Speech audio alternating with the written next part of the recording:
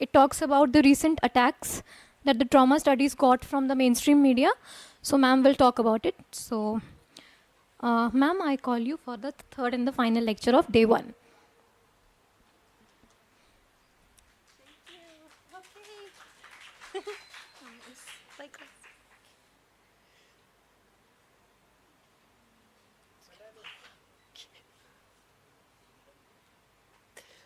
I'm being very awkward. I'm so sorry. You want this off? Okay. If I talk into this. Okay. Yeah, it's working. Okay.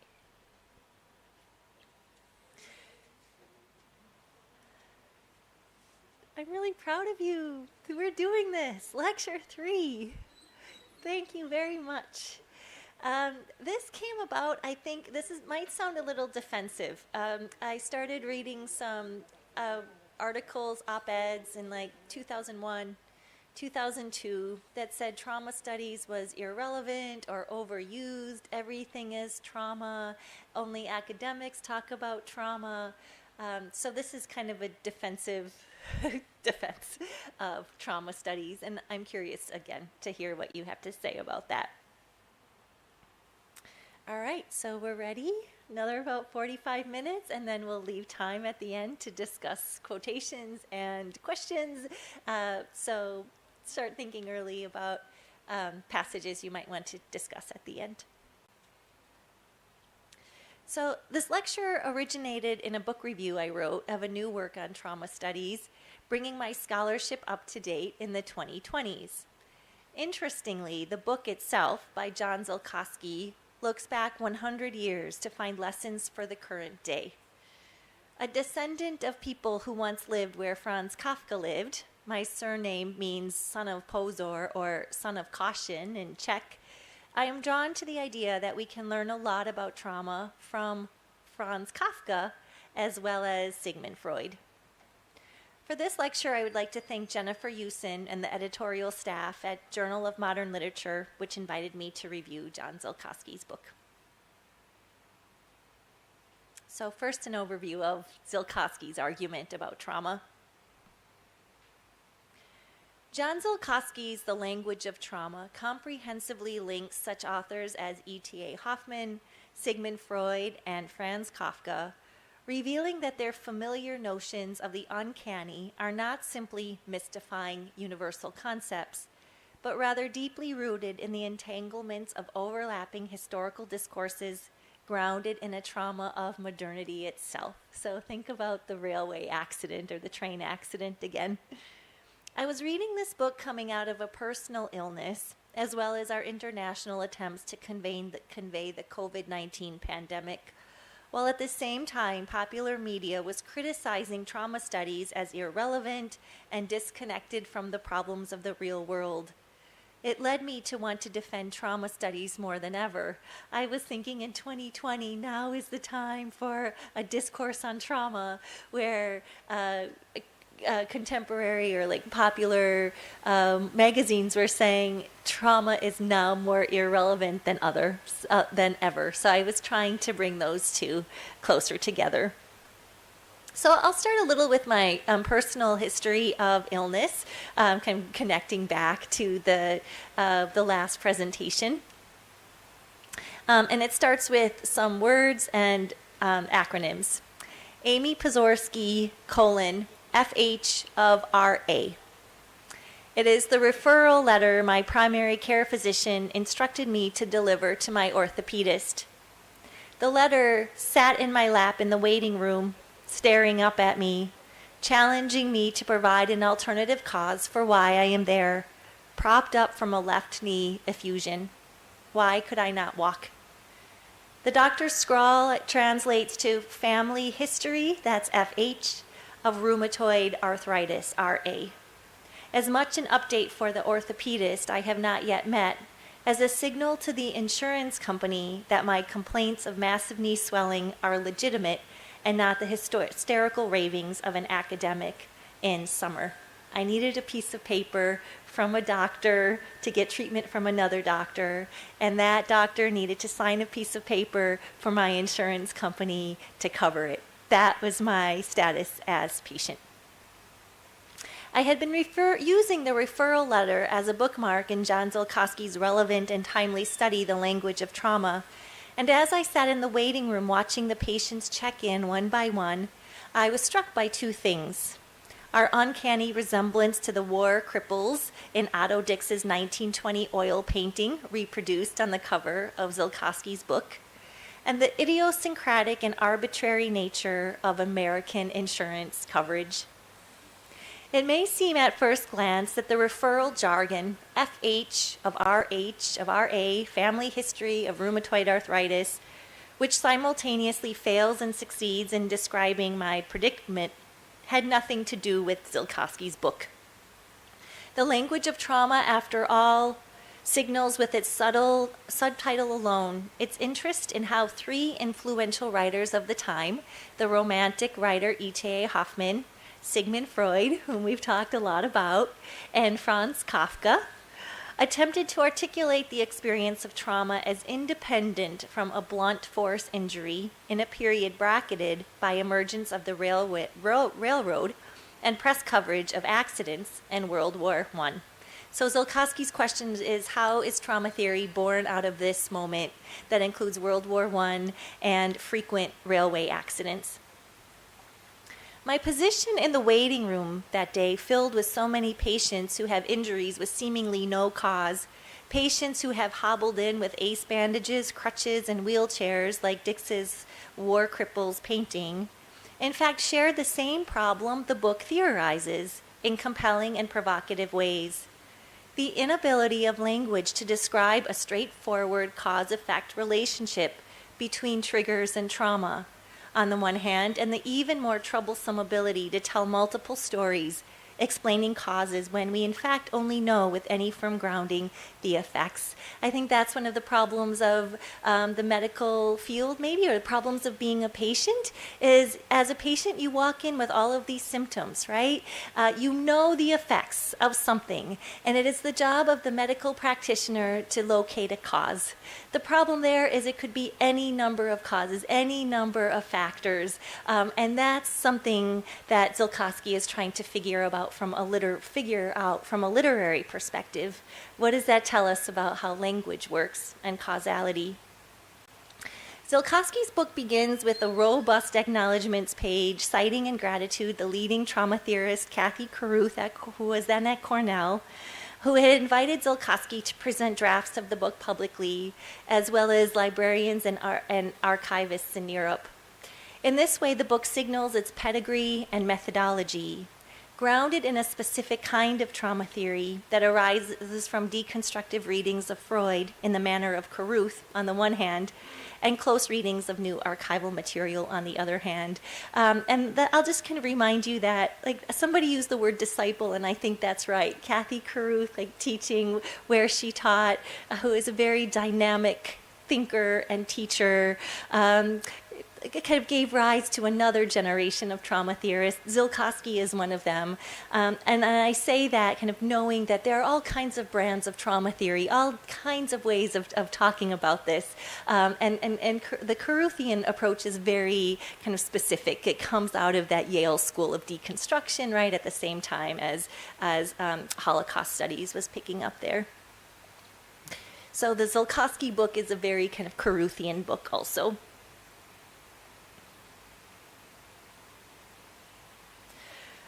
Zilcosky employs his language and research skills on a comprehensive argument about the literature of Hoffmann, Freud, and Kafka, arguing that their familiar notions of the uncanny are not simply mystifying, mystifying concepts, but deeply rooted in the entanglements of history.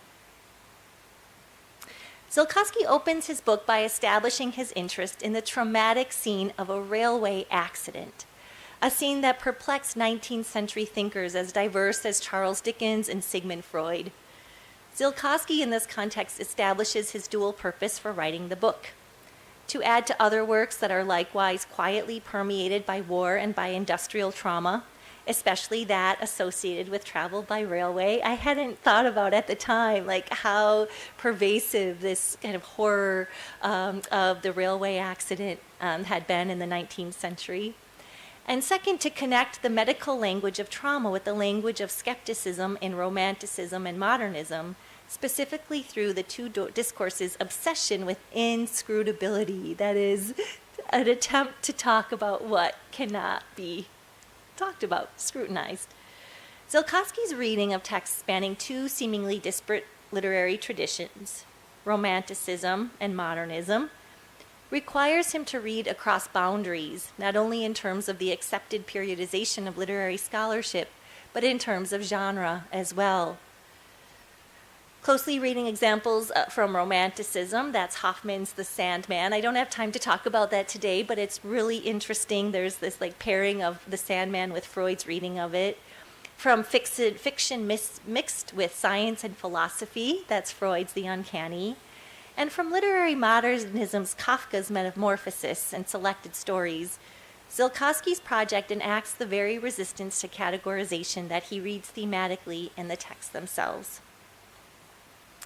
The figure of the railway accident, its exemplary status in resisting representation and appeal across genres and disciplines, has long fascinated trauma theorists. In a 2000 interview with the Connecticut Review, for example, Carruth discusses how the accident features in the genealogy not only in her work, but in the tradition overall. So we've talked about applications of trauma theory in terms of history, in terms of socially produced trauma. I'd also like to add the idea of accident to this conversation.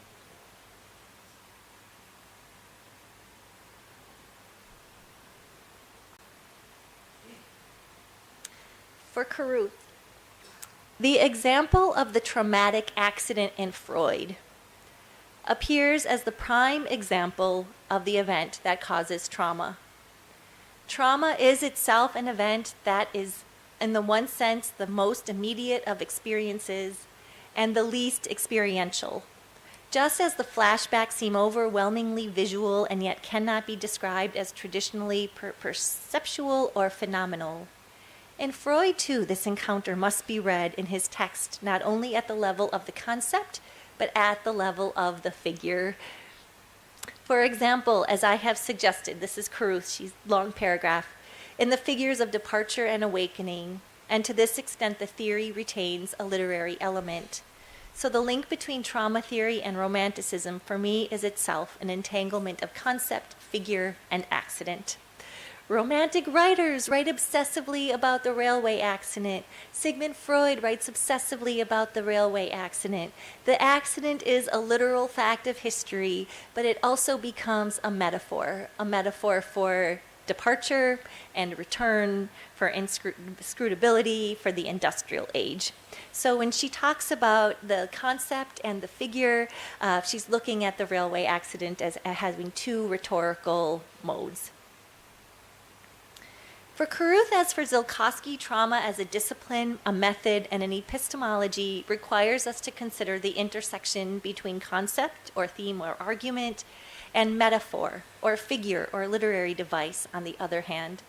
When Carruth argues that trauma theory and Romanticism are linked via a quote-unquote entanglement, she suggests that one cannot decouple the accident as a traumatic fact in the world from the accident as a metaphor for the impossibility of capturing its essence in traditional language or even time.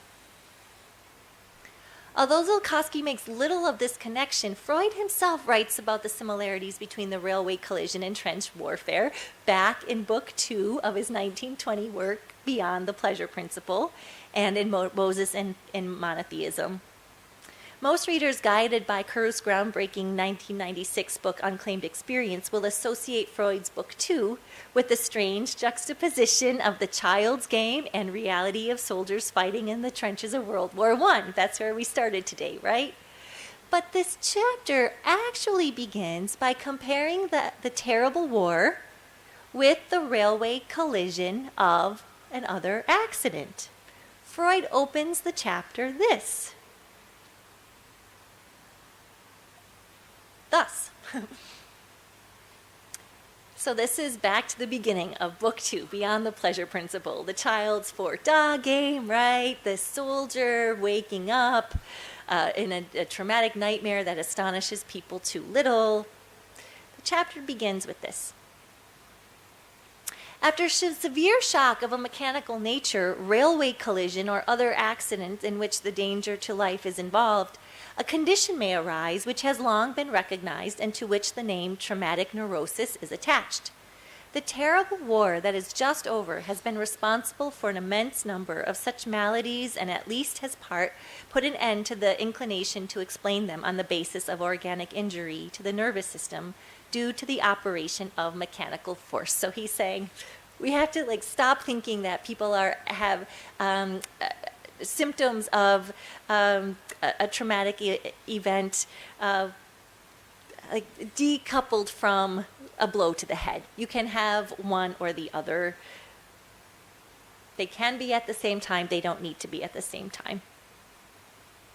Given that post-traumatic stress disorder would not be defined in the Diagnostic Statistician's Manual until well after the Vietnam War in 1980, it astonishes people far too little, to borrow from Freud, over 50 years earlier, that Freud is beginning to wonder why survivors of accidents and wars, situations in which a danger to life is involved, show psychological effects even though they have suffered no physical contact to their brains.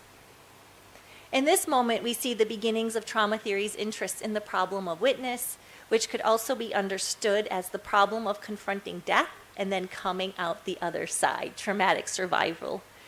It is as though the unconscious has stepped in to save the victims from psychically experiencing the unimaginable, the unforeseen, or rather, that the unimaginable remains illegible to the conscious mind, though it may be written elsewhere. It is no coincidence, then, that at the turn of the last century, linguistic and psychoanalytic philosophers alike began to theorize what we only later started to describe as the problem of reference. Deconstructive critics, in particular, love this phrase, the problem of reference. Zilcosky usefully recapitulates the status of Ferdinand de Saussure, who prepared a foundation for his method of reading the Romantic and Modernist authors at the core of his study. He reminds us that in 1906, de Saussure's course in linguistics theorizes that the linguistic sign is composed of a signifier and signified. Are there any linguists in here? Okay, signifier and signified. And the relationship between the two is arbitrary, deepening the felt sense of a crisis of signification. Taking the cue from Freud, the psychoanalyst, and Franz Kafka, the insurance associate, Zilcosky reflects that the new, uninjured body suffering from the traumatic effects of modern weapons and vehicles resisted medical semiotics. The symptom no longer refers to the physical substrate. The connection between language and symptom seems arbitrary. How do you define that? For Zilcosky, this was not only a problem for linguists, analysts, and insurance adjusters, it affected the medical field.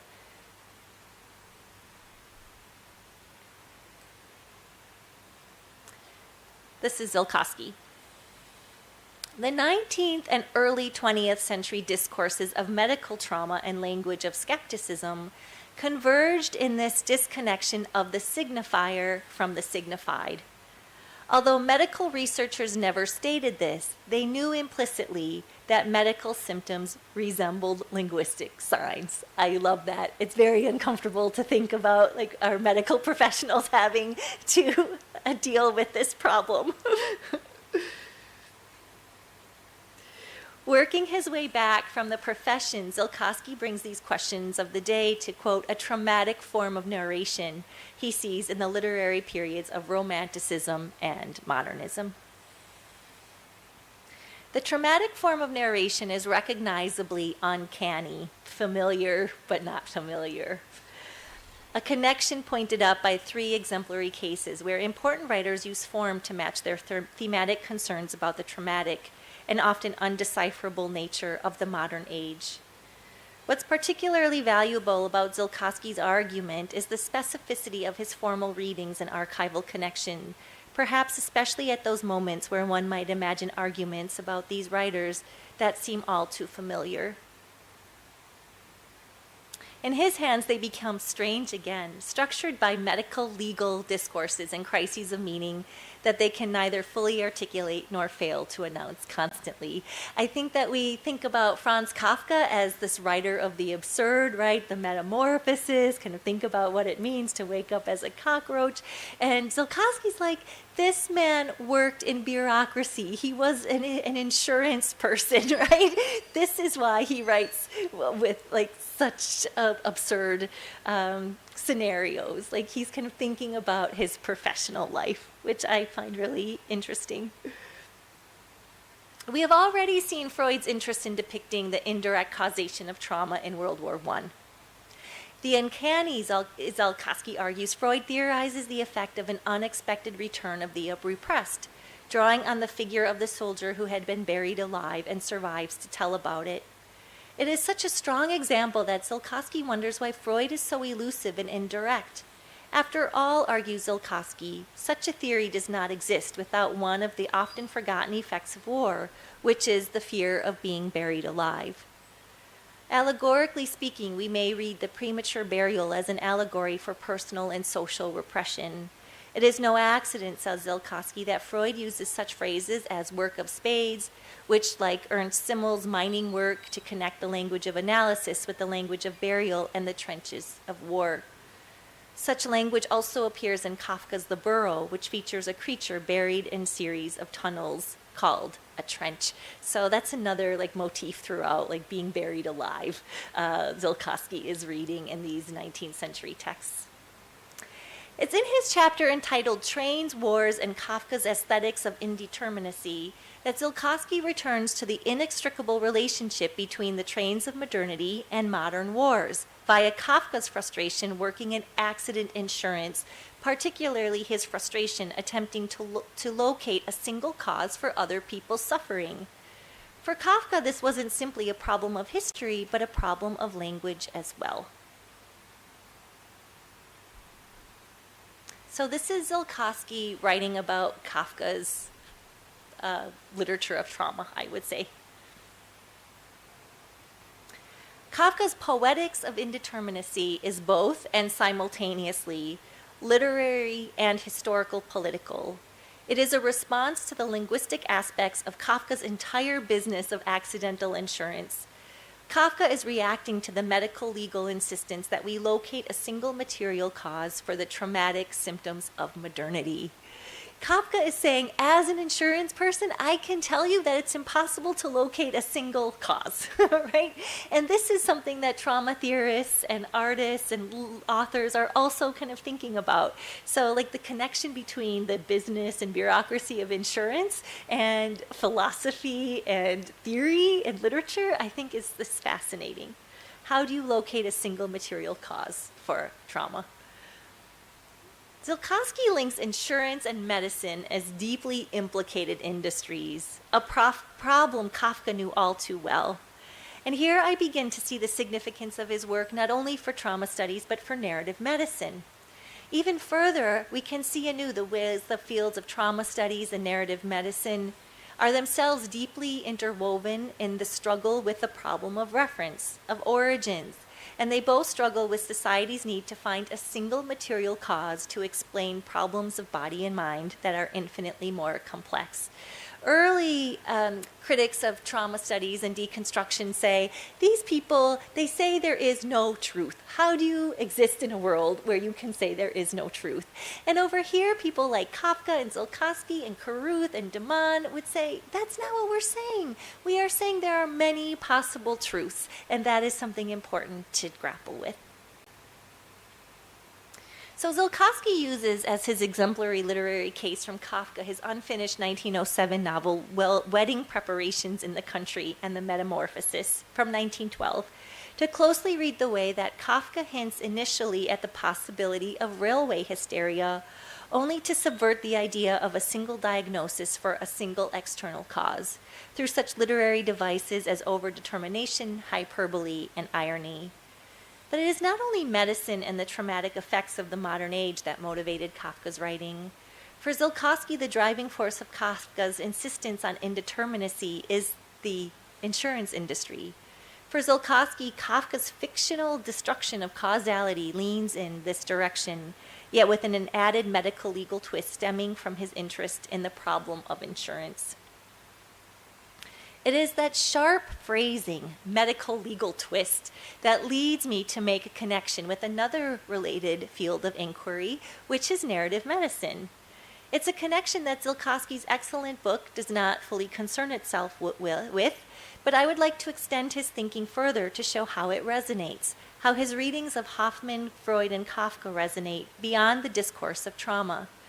Particularly, again, that the call to witness in Zilcosky's own writing, the recognition that the traumatized other, past and present, continues to call out to us, this is Zilcosky, as we assiduously make our ears deaf, connects not only with the trauma of accidents and war, but with chronic illness, as we talked about last time. So we talked about Rita Sharon's narrative medicine, honoring stories of illness as an example, where Sharon calls upon physicians to approach patients with narrative awareness. We've talked about how Sharon's sense of narrative ethics exposes the fundamentally moral undertaking of selecting words to represent what before words chosen were formless and therefore invisible and unbearable. That quote was in the last essay too.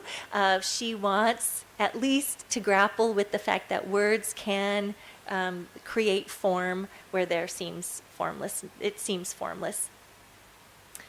So based on his connections with narrative medicine and the sense of the ethical relation at its core, I am also tempted to put Zilcosky's book in conversation with other new books about the enigmatic etiology of chronic illness or pain. I don't know about you, but in 2020, I started reading obsessively chronicles of illness.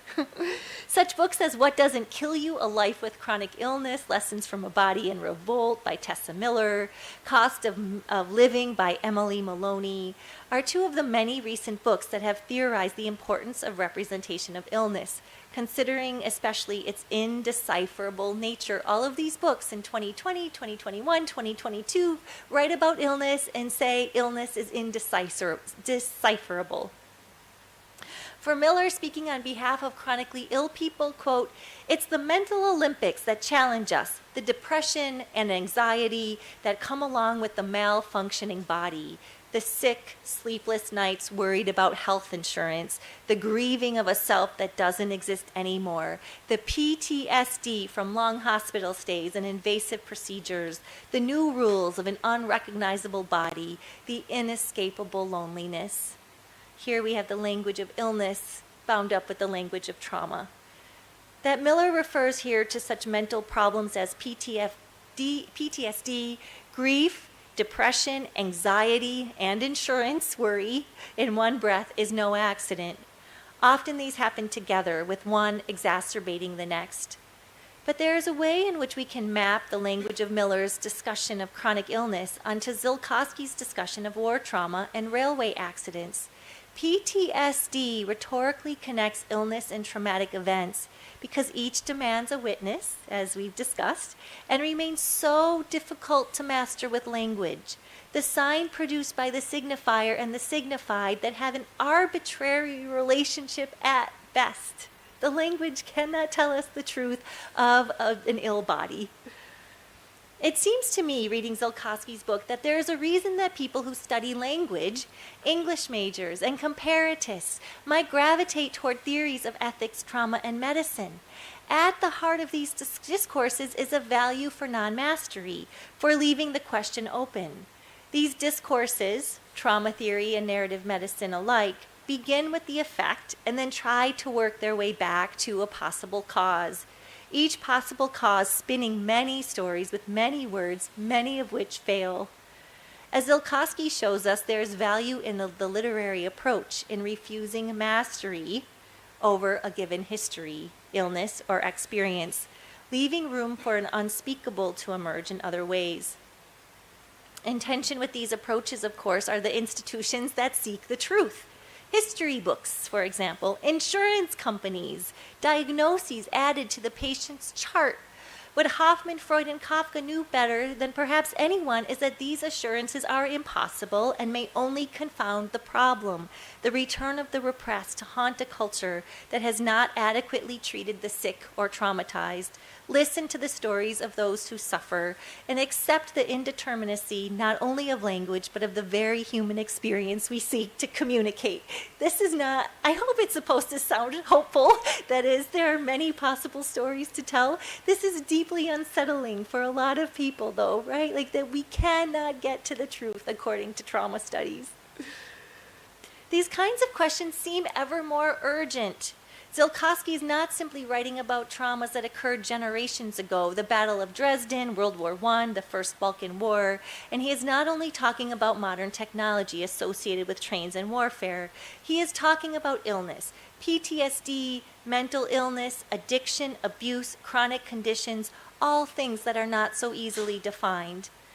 One more recent example that reflects Zilcosky's approach is his discussion of 3 authors who were very much ahead of their times. It involves the COVID-19 pandemic that began in 2020. Conversations surrounding COVID-19 representation seem eerily familiar in light of his argument about the various possible ways to represent trauma and illness, with perhaps more elusive literary approaches being more effective in describing the alienated experiences of inhabiting a body and witnessing history. The kind of elusive indirect writing stylized by Hoffmann, Freud, and Kafka marks the difference between the more literary How High We Go in the Dark by Sequoia Nagamatsu. We're going to be discussing that in a couple of days when we discuss COVID representation at a remove. As opposed to, say, Marie Brenner's The Desperate Hours, one hospital's fight to save a city on the pandemic front lines. The former is a science fiction novel that imagines a theme park for assisted suicide, a loose and devastating allegory for our inability to describe the loss of countless children during the pandemic. The latter, that is, one hospital's fight to save a city, draws on examples and stories of over 100 people who worked at New York Presbyterian at the height of the pandemic, often losing the emotional resonance we seek in a literary work that can be more successful in describing the experiential truths of living in the coronavirus age. So what I'm trying to say is, when I was trying to find comfort and a sense of explanation for COVID-19, I looked to literature as opposed to histories or tell-alls from the medical community. So in light of these important conversations, it seems unexpected that at the end of the year of 2021, trauma theory received such a pronounced backlash in such widely read publications as Harper's and The New Yorker. If trauma theory does seem adequate to the moment of real illness and trauma, then perhaps we need to work harder as trauma theorists to communicate its value to the larger world. My question is, how are these intellectuals not seeing it? We can see the need for such translations most prominently in Will Self's A Posthumous Shock, How Everything Became Trauma, in the December 2021 issue of Harper's Magazine, and shortly thereafter in Pearl Segal's essay entitled The Case Against the Trauma Plot, which appeared in the December 2027 issue of The New Yorker. The strange choice of venues for arguments against a very specific theoretical approach to reading literature notwithstanding, both essays seem to hinge on a bad faith rhetorical question. This is Self. Without being able to say anything definitive about literature, what, pray, is the point of literary critics? That hurts. What is the point of literary critics if they will not say anything definitive? Of course, the question can not only be read in bad faith if we assume Self is immersed in trauma theory. As we know from Carruth and Zilcosky, among many others, the value of trauma theory lies in its refusal to say anything definitive. That's a value to me, to keep the question open. But as we've also seen in Zilkosky's careful readings of Hoffmann, Freud, Freud, Kafka, Hoffmann, this open-endedness is itself historically conditioned. Self's purpose for writing his takedown is pretty straightforward. This is Will Self in Harper's Magazine.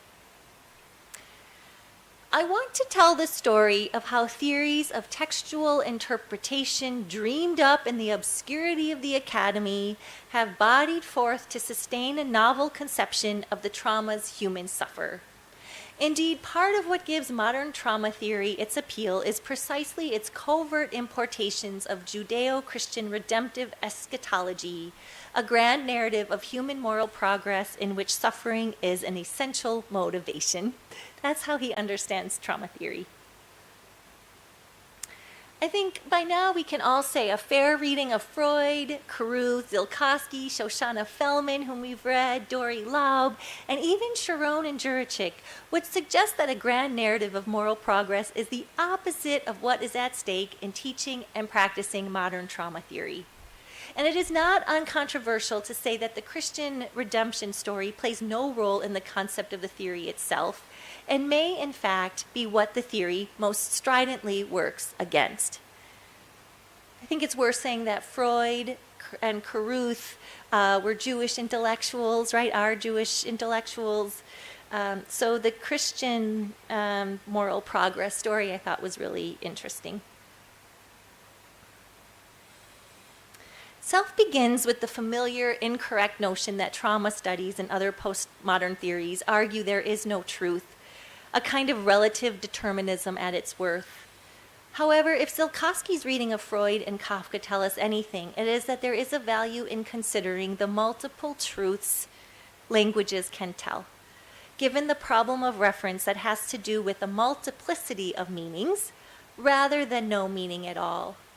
Self writes, quote, "Just as early psychological theorists of trauma were preoccupied by the way traumatic experience seemed to confuse the possibility of wholly truthful recall, so these literary theorists of trauma are obsessed, and I don't think it's too strong, with the way their understanding of semantics confuses the possibility not just of trauma's effective representation, but of any effective representation at all." Again, I would propose that there is a difference between saying there are many ways effectively to represent human suffering, and that is a very different thing from eschewing any effective representation at all. Trauma theory is skeptical of the possibility of a fully complete representation. You helped me say this earlier, but it is absurd to suggest it forecloses any effective representation. To return to the ethical model, the relational model that is needed in trying to account for suffering of another, it seems to me that trauma theory is at its most useful when it leaves the classroom and enters clinics, hospitals, insurance agencies, counseling centers, and city streets to listen to all of the possible stories people tell about what ails them, and reflecting throughout the process of bearing witness on the ways that language can still betray us in its overdeterminacy or even its related counterpart, indeterminacy. I am far from the first academic and trauma theorist to come forward in defense of trauma theory. And while Zilkowski's book is the ideal counterpoint to the logic of Self and Segal, one need not be committed solely to the study of humanities to see its value. In the Harper's letters to the editor that followed Self's piece, Caruth defends trauma's foundation on the dual values of a careful act of listening and an openness to what is not yet fully understood. Do you ever read letters to the editor? It's basically like this person radically misunderstood what I was trying to say. So I imagine Kathy Caruth in the context of reading Harper's Magazine and seeing Will Self drag this theory, right? That like she's so well known for, like dedicated her career to, and thought, I'm just going to pen a letter to the editor to set the story straight. So she does get the final word in the next issue of Harper's, in the letters to the editor.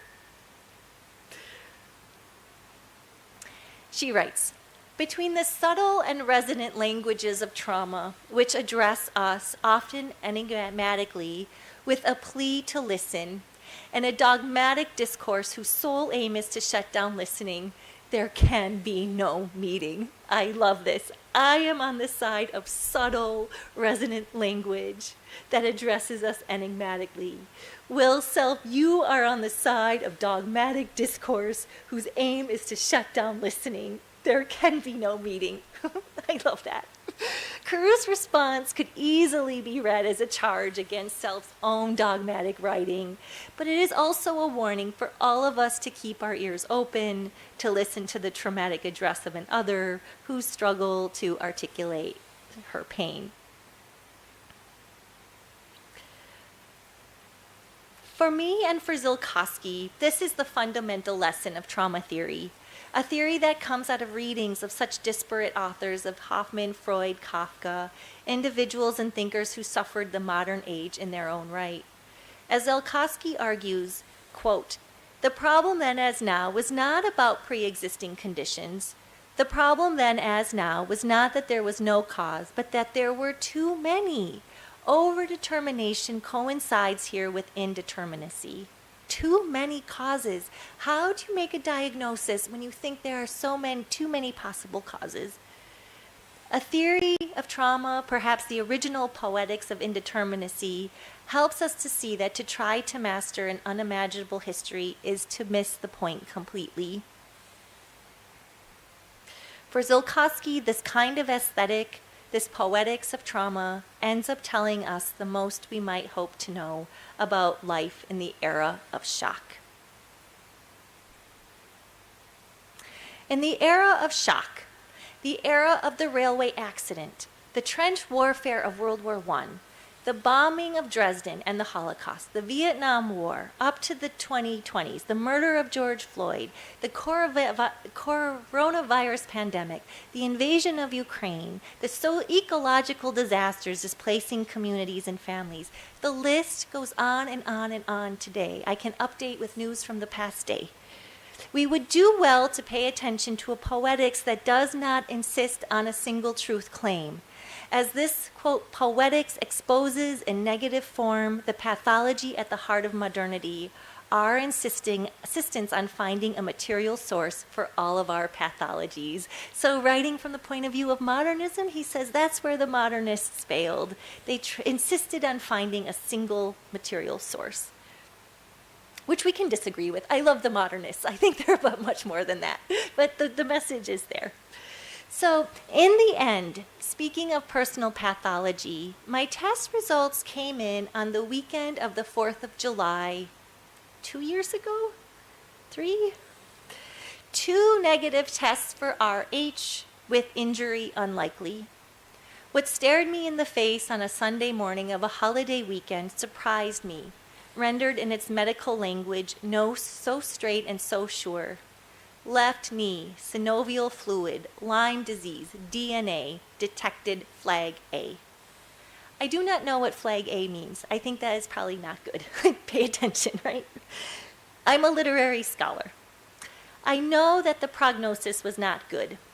Late-stage Lyme arthritis is often very difficult to diagnose, so I'm lucky in that way. Even still, as my husband said at the end of the day, I almost wish it had been one of the other 2 possibilities, arthritis, injury. Lyme disease is the least, well known, maybe less knowable. For now, we leave the question open. We express gratitude for our diagnoses, right? Some of us are privileged with good insurance. The test told the insurers what they were looking for. There was a single cause to my suffering right there, in black and white. But for readers of Zilcosky's trauma book, we know when it comes to human suffering and disease, that is so rarely the case. So that is the end of lecture 3. Discussion questions related. So again, for your evaluation, you're going to choose one of, now you have 12 to choose from for today. Coming from this lecture, the questions are, what is the value of understanding indeterminacy at the heart of trauma theory? Cannot be determined, right? Cause, not determined. How might the sense of indeterminacy apply usefully to psychic illness and physical illness both? How would you characterize recent criticism of trauma theory? And how is the voice of Clorinda, remember Clorinda all those hours ago, echoed in Caruth's defense of trauma theory in her letters to the editor of Harper's Magazine? So let's go back to a passage or two. We'll unpack it, and then we can return to one of the larger questions. Let me see, where did we start?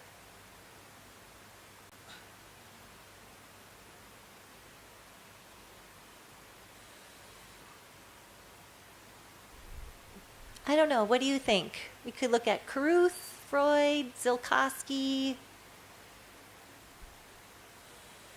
will self.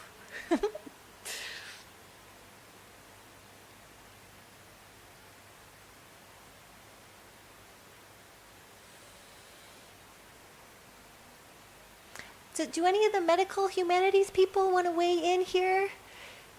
This connection of indeterminacy with regard to medicine. The 19th and early 20th century discourses of medical trauma and language of skepticism converged in this disconnection of the signifier and signified. Medical researchers never stated this. They knew implicitly that medical symptoms resemble linguistic signs.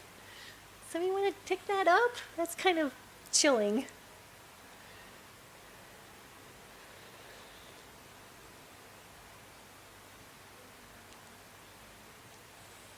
It's late in the day. I could go to another passage too.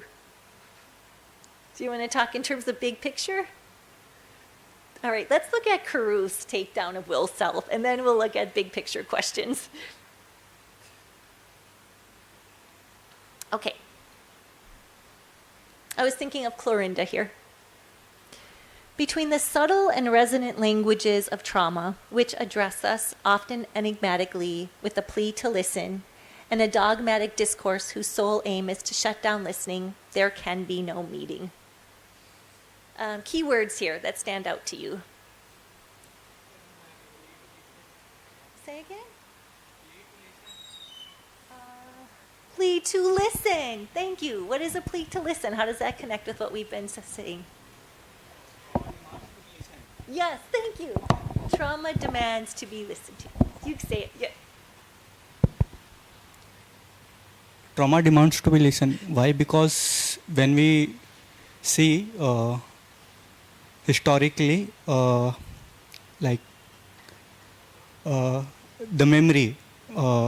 memory help us to to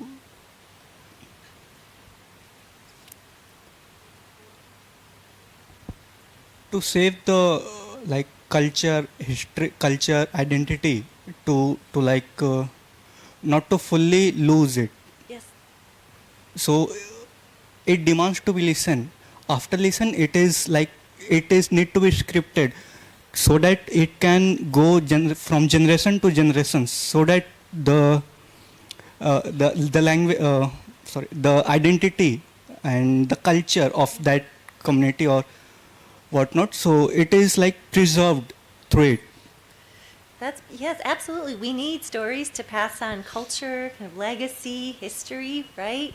What happens when people stop listening?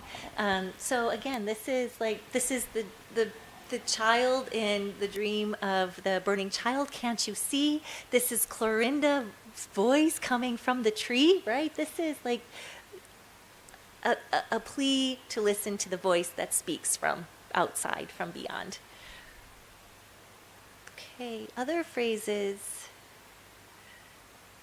Yeah, thank you. Yeah. So the one word that is important, I think, is enigmatically. Yes.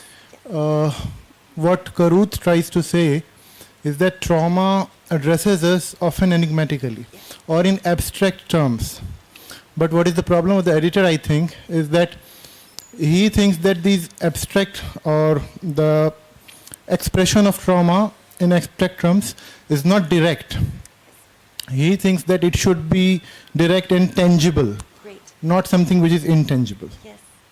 Yeah, we are kind of uncomfortable with this idea of an enigma, right? Or something that, I mean, this is what literary scholars also take up. Like, how do you interpret these enigmatic things? It could have many, poetically written language, dense language could have many possible meanings. That seems to go against, an impulse for a truth claim or, objective, like reality. And it is actually open to many interpretations. Yes, absolutely, absolutely. So she's saying, like, we need to like focus on resonant languages, on enigmatic languages, with the plea to listen. So what I think is she tries to say that even if it is not clear to us what it actually means, Yes, it can have different meanings, yes, but we have to accept that as it is. yes. I love it. And so, like, Will Self, she's reading Will Self's criticism as dogmatic, as like shutting down listening. That's pretty straightforward. Yeah. Yeah, thank you. So, I'm thinking about shutdown listening. Yeah. So, when we read about chronic illnesses and trauma, one of the things that makes people uncomfortable is that there is an expiration date they set to how long you can speak about it. Yes, yes. Like even in Kafka's scenario, he was ill for a long time, and anyone with a chronic illness, they are ill for a very long time, and after a point, like Kafka said, you are a topic under the carpet. When someone tries to talk about you, or when you talk about your own illness, they want to shut down the listening. Great. That is exactly what the people who are criticizing trauma theory is also doing. Like, there is a shutdown, the listening is shut down. And most often, one of the criticisms against trauma theory is like it is equated with poverty porn and stuff like that. Yes. Like, where you show pain to make it artistically appealing, and like that is one of the criticisms that has been against it. Yes. So here I feel like shutdown listening is a very important part to that letter. Yeah, that's such a great point. That is, people who are suffering, and this goes back to the interview with Pinsky and the other activists from the last lecture. They're like, we need to keep telling our stories. We need, like, repeatedly to talk about the alienation, the symptoms, like, that just doesn't go away. And then for, other people to say, like, you already told me about that, or I cannot listen another minute to, you are suffering. That's also at play in the shutting down. Yeah, I mean, there cannot be an expiration date on a need to talk about one's suffering.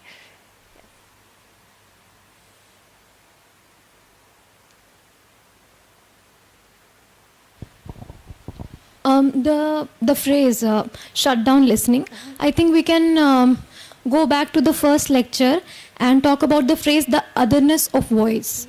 Like we talk about the otherness of animals or the third gender. So there's also an otherness of voice, where this voice is not something very loud which needs to be said every time. This voice is more of a very subtle voice that Karuth is talking about, I think. I love that. And I think that comes from Caruth's reading of philosophers like Levinas, who thinks about our relationship with the others, right? It's not too hard to listen to somebody who shares your experiences, but what if someone else's story is different or alienating, or you don't know how to situate yourself within that story? That's precisely the moment where you put yourself out there, and you don't have to take it on board, right? Without imposing your own background on what is being said. So that's another great reading of an ethical listening, a refusal to shut down. I'm wondering what you think. Hearing this out loud, there can be no meeting. I'm thinking, that's not the Kathy I know. According to her theory, would she need to sit down with Will Self and say, tell me about, what led you to this reading of trauma theory? Is that an effective response? Yeah. Okay. Already setting conditions, what to speak, I see. what they want to listen. Yes, so I I think see. that this dogmatic discourse is something that she's not happy with. Yes, that's a Yeah. great point. He's already shut down the Yeah. point of meeting. That's really great. Yeah, so dogmatism has no place in a theory of trauma. That's lovely. So we can go to the, I don't know, is there any one of these questions you're all thinking about writing about this evening? We talked about indeterminacy earlier in terms of non-mastery. I really wanted to emphasize that today. We can think about psychic illness and physical illness. Do you have any ideas? Like, my third is really selfish. Like, do you have any idea about where this criticism would come from in a moment where it seemed like we were all kind of locked in our own private and public traumas? So, I don't know, is there anything in there you want to take up in our last few minutes?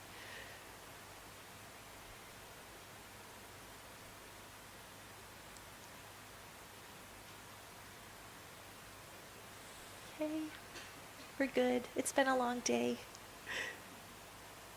Yeah. Do you want to say, you want the last word? Oh, okay.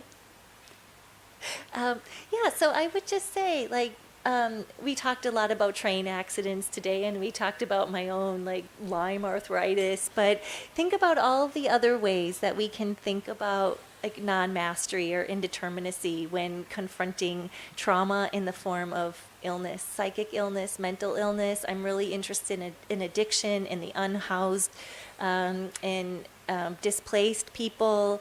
There are all kinds of applications, it seems to me, for this kind of reading of human experience.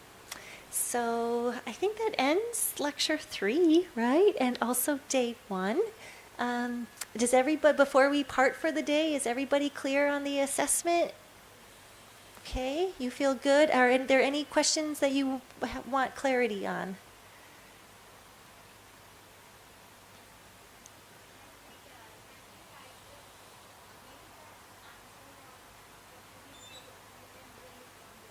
Paper.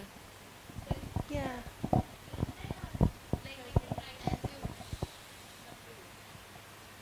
Pen and yes. Yeah, so pen and paper, typed paper. If you have access to a printer, that might be hard for people who came from far away. No chat, yeah.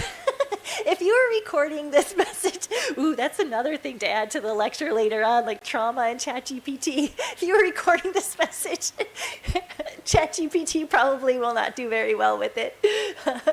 We'll see.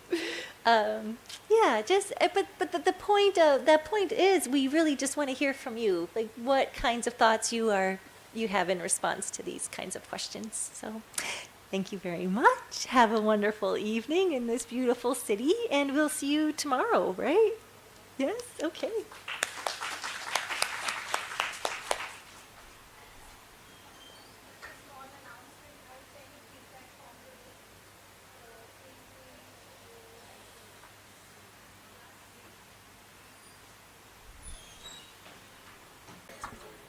Thank you, Professor Aimee, for being the jumpy, quirky, and the beautiful presenter that you are. And we are hoping that we'll see it again tomorrow and the following 4 days.